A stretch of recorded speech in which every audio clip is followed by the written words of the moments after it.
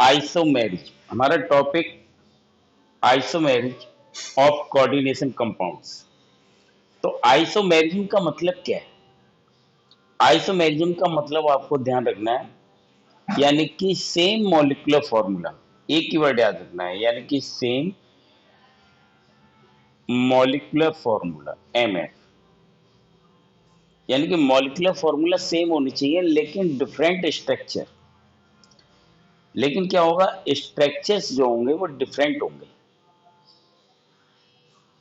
Same molecular formula but different structural formula, यानी कि structural formula are called isomers. और इस फिनोमिनन को, यानी कि इस प्रोसेस को आप कहते हैं आइसोमेरिज। अगर हम बात करते हैं आइसोमेरिज कोऑर्डिनेशन कंपाउंड के अंदर, तो आपको ध्यान रखना है कि आइसोमेरिज कोऑर्डिनेशन कंपाउंड के अंदर निकालते हैं तो आपके ये दे रखिए दो टाइप की। आपको ध्यान रखना है आइसोमेरिज्म कितने टाइप से, दो टाइप। एक दे रखा है स्ट्रक्चरल,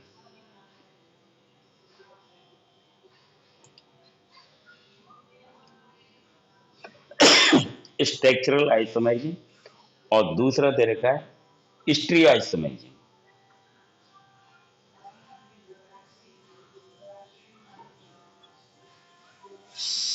हेलो,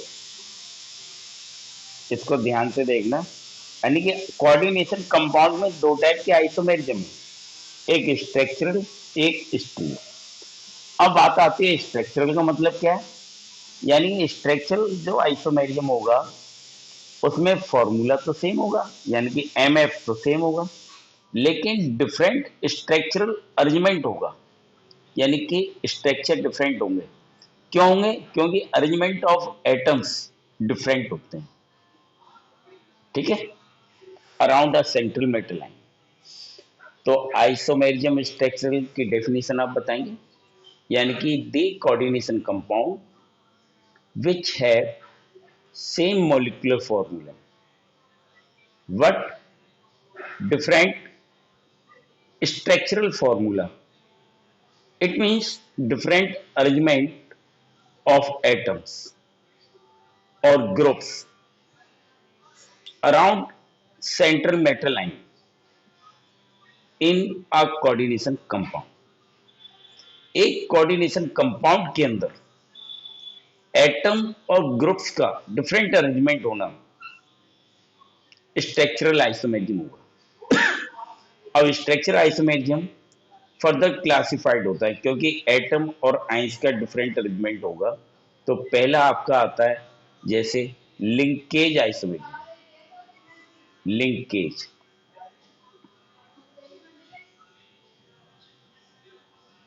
लिंकेज आइसोमेरिज्म। और हम दूसरी बात करते हैं, वो आता है आपका आयोनाइजेशन आइसोमेरिज्म। Ionisation isomerism. फिर हम बात करते हैं आपका कोऑर्डिनेशन, कोऑर्डिनेशन आइसोमेरिज्म। आपको ध्यान रखना है, हेलो, कि जो आपके स्ट्रक्चरल आइसोमेरिज्म है वो आपके फोर टाइप्स के हैं। चौथा आपकी बात करते हैं, वो आपका हाइड्रेट। हाइड्रेट का मतलब होता है वाटर मॉलिक्यूल प्रेजेंट होने चाहिए आइसोमेरिज्म। यानी कि स्ट्रक्चरल आइसोमेरिज्म आपके कितने हैं, फोर टाइप्स के। पहला लिंकेज, ये फर्स्ट आपका लिंकेज। Second ionisation. थर्ड आपका कोऑर्डिनेशन। आपको ध्यान रखना बहुत इंपॉर्टेंट है। और फोर्थ आपका हाइड्रेट आइसोमेरिज्म। हम स्ट्रक्चरल आइसोमेरिज्म की बात करते हैं क्योंकि अब लिंकेज आइसोमेरिज्म में हम बात करेंगे। Hello, linkage isomerism.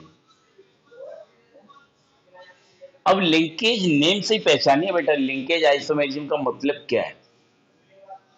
यानी कि कंपाउंड में मॉलिक्यूलर फॉर्मूला तो सेम होंगे, लेकिन उनका जो लिंकेज है, बात आती है लिंकेज का मतलब क्या है, यानी कि अटैचमेंट।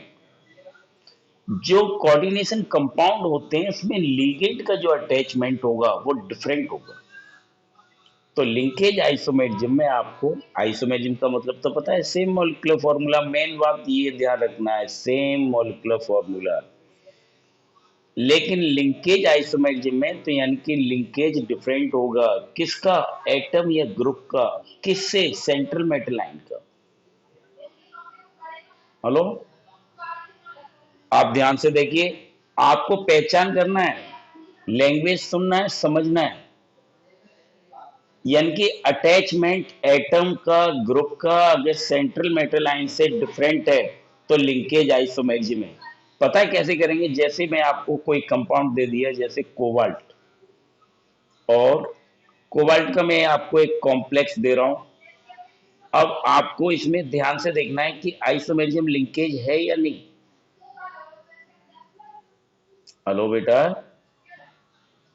ये कोबाल्ट का, हाँ ये कोबाल्ट का मैं आपको आइसोमेरिज्म, ये तो आपको पता है कि स्क्वायर ब्रैकेट किसे कहते हैं, और क्वाडी काउंटर आयन किसे कहेंगे, और ये आपका कोऑर्डिनेशन कॉम्प्लेक्स है या कंपाउंड है। तो बेटा इसमें ये ध्यान से देखो, इसमें 5 अमोनिया मॉलिक्यूल दिख रहे हैं, यानी पेंटा अमीन, और नाइट्रो ग्रुप दिख रहा है NO2। और NO2 जो ग्रुप है, इसके डोनर साइड 2 होती है, तो इसका लिंकेज अलग अलग हुआ है। कैसे? अगर इसका आप नाम बताते हैं तो आप बताएंगे पेंटा, यानी कि 5। अमोनिया कितने मॉलिक्यूल हैं? 5। तो पेंटा अमीन। हेलो, अब ये नाइट्रो ग्रुप है और कोऑर्डिनेशन स्पेयर के अंदर है। कोऑर्डिनेशन स्पेयर आपको दिख रहा है स्क्वायर ब्रैकेट के अंदर, तो इसको बोलेंगे नाइट्राइटो। नाइट्राइटो।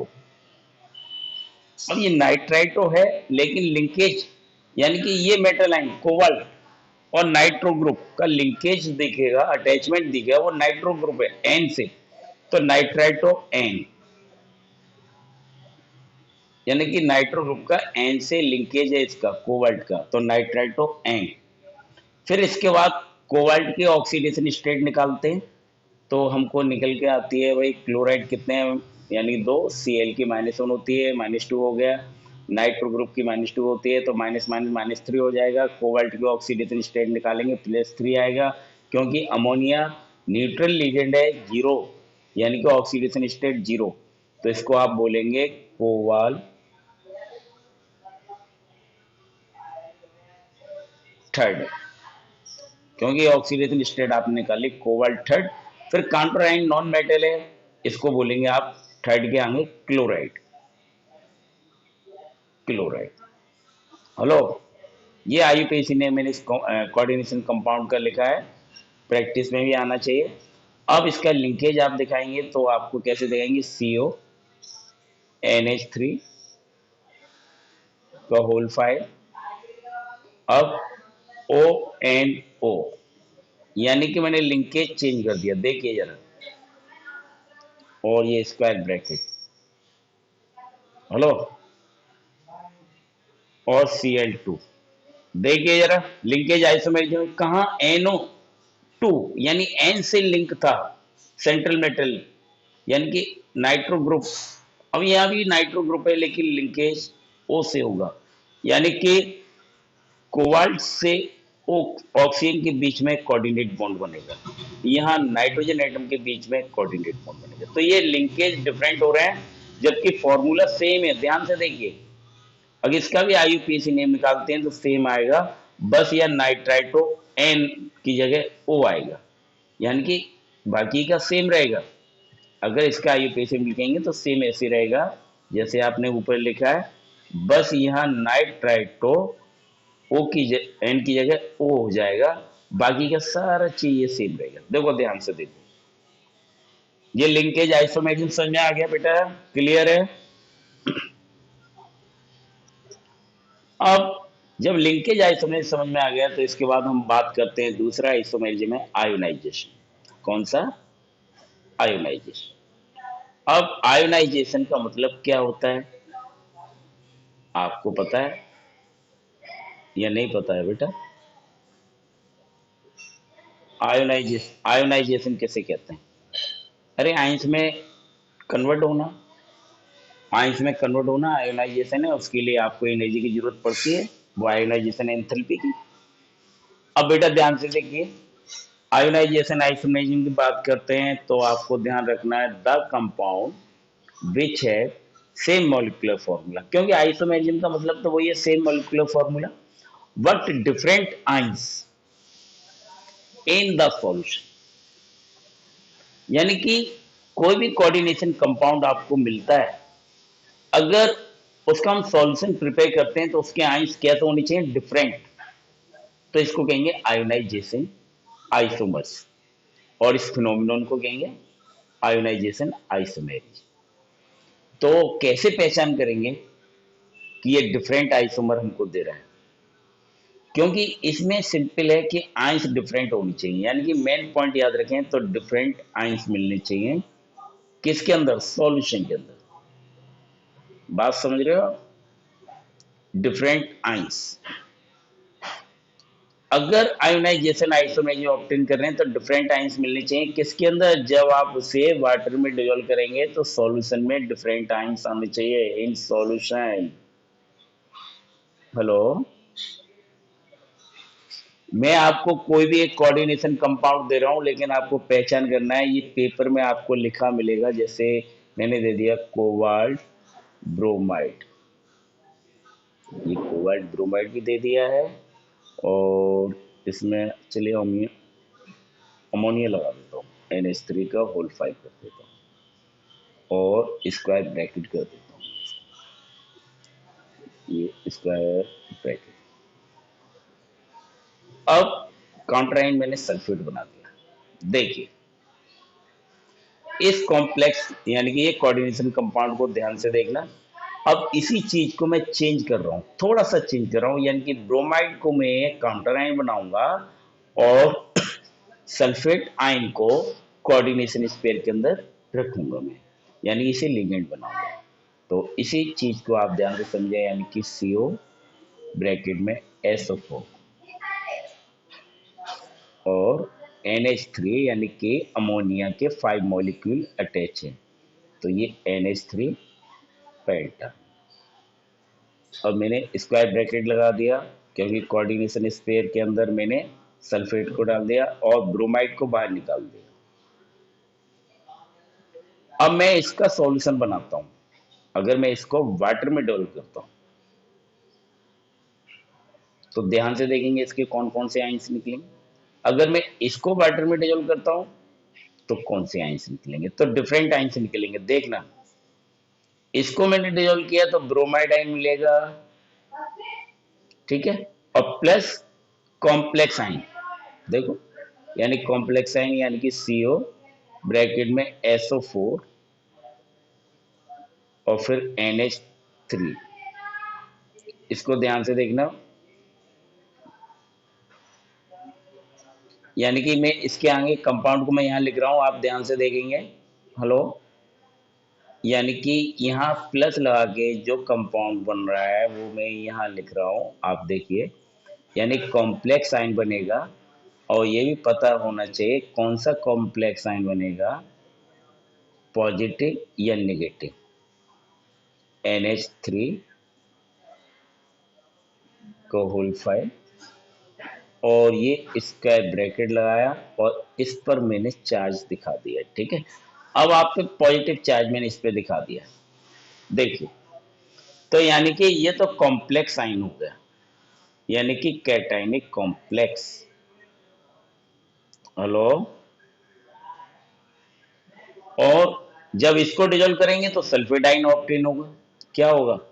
SO4-2 और प्लस कॉम्प्लेक्स आयन ये बनेगा। तो आपको समझ में देखिए डिफरेंट आयन्स मिल रहे हैं। हेलो, जरा देखिए, यहाँ सल्फेट आयन और ये कॉम्प्लेक्स आयन में बनेगा, कोऑर्डिनेशन स्पेयर में ये आ जाएगा।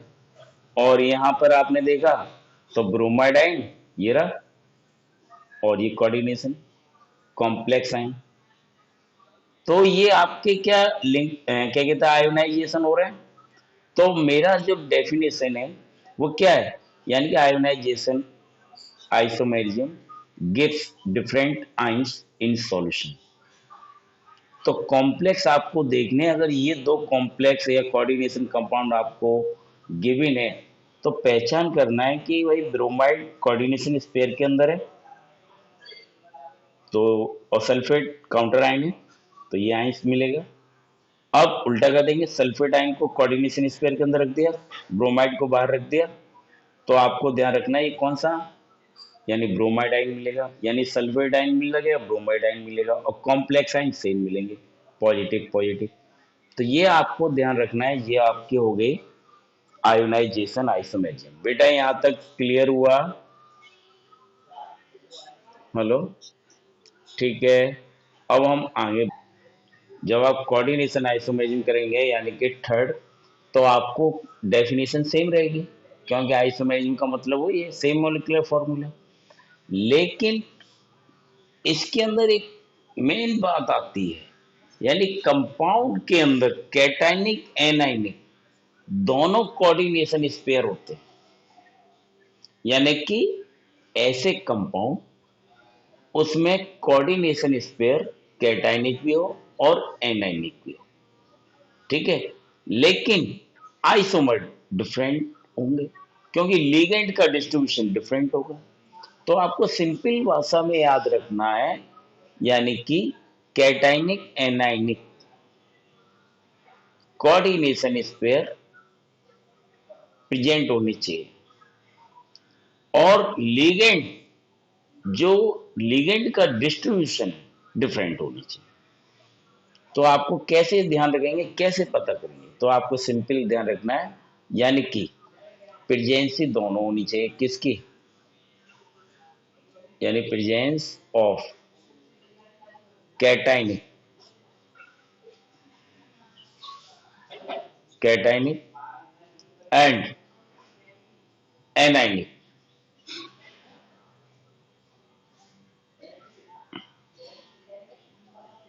कैटायनिक एनायनिक एंटिटीज भी कहते हैं इसको,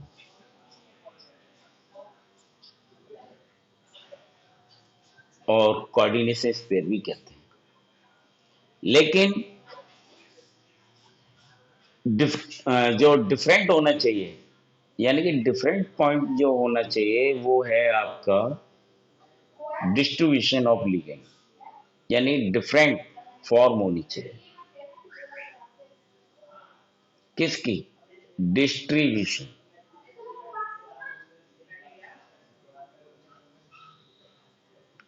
ऑफ लिगेंड, ऑफ लिगेंड। और लिगेंड का मतलब आप जानते हैं, जो कि मेटल से कोऑर्डिनेट बॉन्ड बनाते हैं, जो कि लॉन पेयर इलेक्ट्रॉन दे सकते हैं। तो ये दो पॉइंट मैंने आपको बताए, एक ये पॉइंट बताया है, एक ये पॉइंट बताया है कोऑर्डिनेशन आइसोमेरिज्म में। बाकी की डेफिनेशन आप जानते हैं कि ऐसे compound which have same molecular formula and presence of cationic anionic entities या coordination pair but different form distribution of ligands। अब ये हमें पता कैसे चलेगा कि इसमें कोऑर्डिनेशन है कि नहीं, तो आपको ये कंपाउंड दिए होंगे एग्जाम के अंदर, ये कंपाउंड आपको दिए गए, आपको बस अपना दिमाग लगा के ये पता करना है कि इसमें किस टाइप के है। इसमें जैसे एक कंपाउंड ये दे दिया आपको,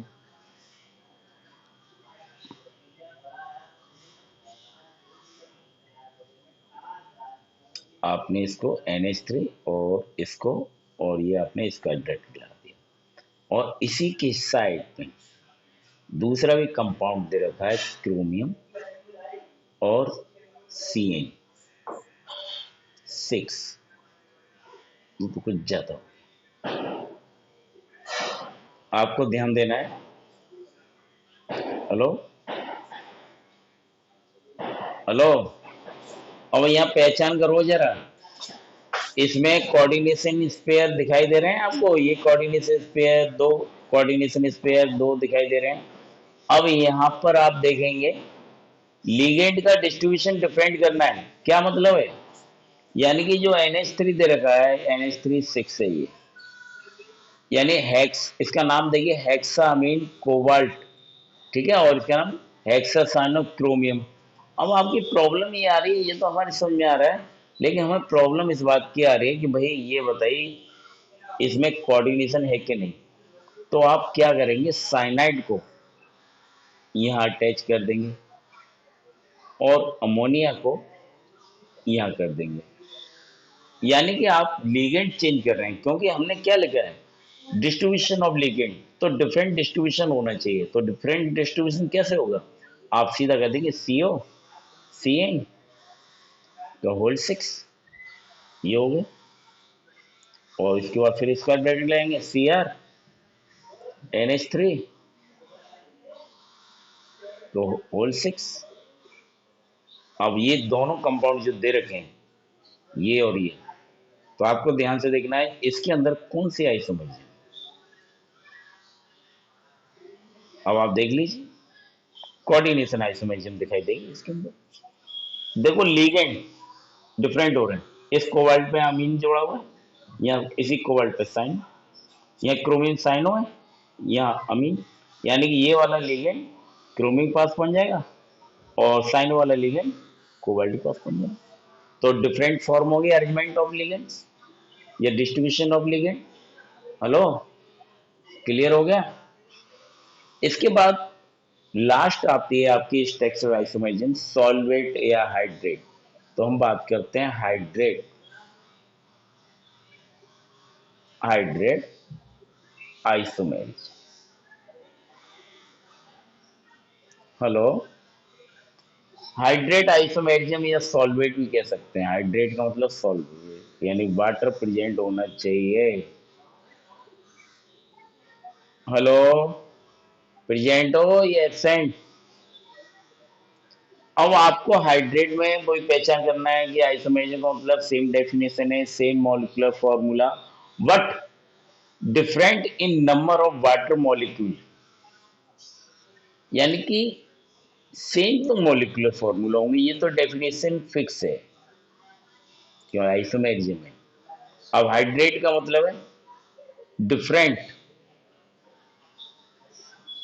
जो डिफरेंट होंगे वो होंगे number of water molecules, different number of H2O। किसके अंदर, यानी कोऑर्डिनेशन कंपाउंड के अंदर, इन कोऑर्डिनेशन कंपाउंड, ठीक है। हेलो, ध्यान से देखिए, यानी कोऑर्डिनेशन कंपाउंड में क्या होगा, डिफरेंट होना चाहिए किसके, नंबर ऑफ वाटर मॉलिक्यूल, तो वो हाइड्रेट आइसोमेरिज्म आएगा। मॉलिक्यूलर फॉर्मूला सेम है, लेकिन मेन चीज तो आपको इतना याद रखना है, ये वाला पॉइंट, यानी different number of water molecules should be must be present in coordination compound. कैसे पता करना है, तो आप ध्यान से देखेंगे, जैसे आपको ये क्रोमियम दे रखा है और क्लोरीन एक कॉम्प्लेक्स में आपको दे रहा हूँ एक कोऑर्डिनेशन कंपाउंड, इसको ध्यान से आप देखेंगे और इसको 6 कर देंगे और इसको कोऑर्डिनेशन स्पेयर के अंदर बंद कर देंगे। अब इसी चीज को ओपन करना है, तो मैं क्या करता हूँ बेटा, ध्यान रखना, ये 6 दे रखे हैं वाटर मॉलिक्यूल लिगेंड के रूप में, कोऑर्डिनेशन स्पेयर, इसमें से एक वाटर मॉलिक्यूल को मैं बाहर निकालता हूँ। आपको पहचान करनी है कि जैसे हमने निकाला, यानी कि Cl2, यानी कि मुझे Cl2 भी वाटर मॉलिक्यूल और H2O, देखिए, बोलो, मैंने क्या काम किया, वाटर मॉलिक्यूल आपके 5 है और इसको मैंने चेंज कर दिया, देखिए, और यहां से मैंने क्या काम किया, आपके Cl कितने थे, 3, तो इसमें से मैंने Cl भी निकाल दिए, 3 निकालूं कि 2 निकालूं, यानी कि ऐसा करता हूँ 2 निकालता हूँ। चलिए, तो 2 निकालता हूँ, दैट मीन्स आपको इसमें से एक Cl कम करना पड़ेगा। देखिए एक Cl कम हुआ, ये आपका कॉम्प्लेक्स है ये, तो एक Cl बाहर निकाल दिया और एक वाटर मॉलिक्यूल, नहीं दो निकालें, दो Cl एक वाटर मॉलिक्यूल। तो इस कॉम्प्लेक्स आपको जरा ध्यान से देखना कि यहाँ से लिगेंड काउंटर आयन के रूप में जा रहे हैं बाहर और वाटर मॉलिक्यूल का निकलना हो रहा है।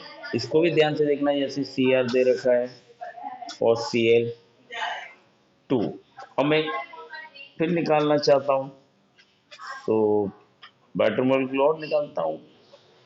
चलिए H2O मैं 4 कर देता हूँ और मैंने वाटर मॉलिक्यूल निकाल दिए। आप Cl तो एक निकाला है और वाटर मॉलिक्यूल में निकाल दो 2। देखिए क्योंकि यहाँ 6 थे मेरे पास, ये हमें कॉम्प्लेक्स दे रखा है, यानी कोऑर्डिनेशन कंपाउंड गिवन क्या है ये।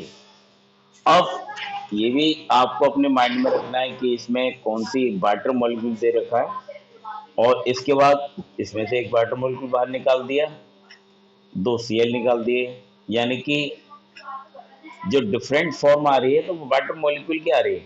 यहाँ पर क्या किया, एक और वाटर मॉलिक्यूल निकाल दिया, यानी दो वाटर मॉलिक्यूल। तो यानी कि आपको ध्यान रखना है different number of water molecules.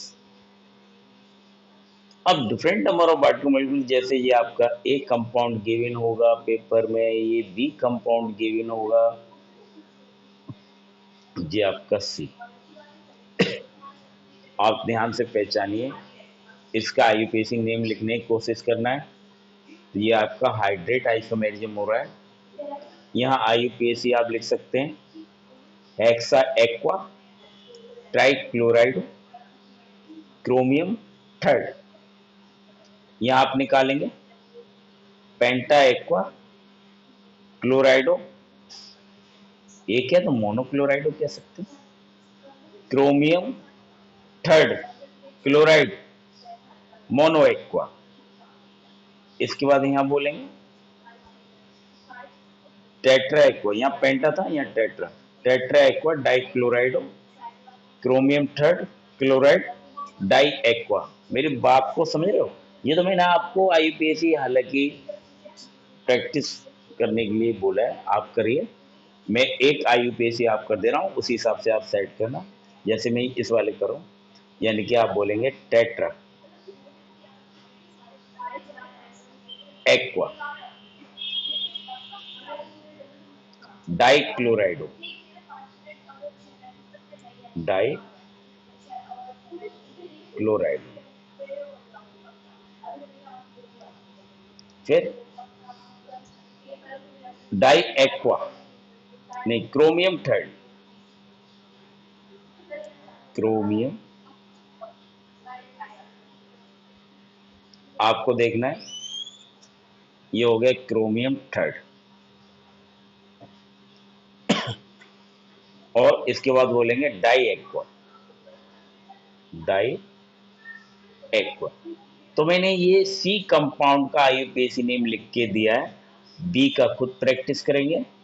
कैसे, ये दो एक्वा बाहर है तो आप लिखे नहीं तो एक्वा लिख सकते हो, कोई जरूरत नहीं है कि डाई आप लिखें, इसमें डाई लिखने की जरूरत ही नहीं है कि डाई क्लोराइड, सीधा एक्वा लिख दीजिए काफ़ी है, क्योंकि कोऑर्डिनेशन स्पेयर के अंदर लिखते हैं तो यहाँ लिखेंगे क्लोराइड, नहीं एक्वा क्लोराइड, इसको सही कर लेना।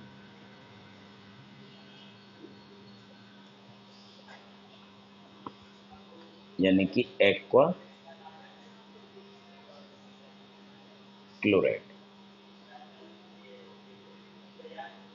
क्योंकि ये काउंटर आयन नॉन मेटल है और नॉन मेटल हमेशा राइट साइड होता है कोऑर्डिनेशन स्पेयर के, तो इसका नाम बाद में लिखेंगे। ये क्रोमियम की ऑक्सीडेशन स्टेट थर्ड निकल रही है, क्योंकि वाटर न्यूट्रल लिगेंड है तो ये जीरो हो जाएगी इसकी ऑक्सीडेशन स्टेट, क्लोराइड -1, दो क्लोरीन इधर है, 3 हो जाएगी तो क्रोमियम की थर्ड आती है। ये टेट्रा एक्वा कोऑर्डिनेशन स्पेयर के अंदर है तो इसका नाम पहले आएगा, और इसके बाद डाइक्लोराइडो, दो क्लोरीन है, इस तरह से आप नाम लिख सकते हैं। लेकिन हाइड्रेट मॉलिक्यूल को आप पहचान कर लीजिए कि एबीसी जो कंपाउंड दे रखे हैं उसमें डिफरेंट मॉलिक्यूल हाइड्रेट है। कहाँ? कोऑर्डिनेशन स्पेयर के अंदर।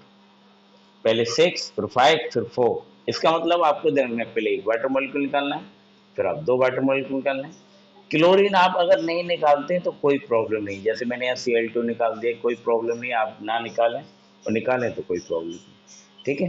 हेलो, हेलो बेटा, ये IUPAC कंप्लीट हुआ है स्ट्रक्चरल, और इस पे आपको कंपाउंड पहचानने हैं। Okay, hello.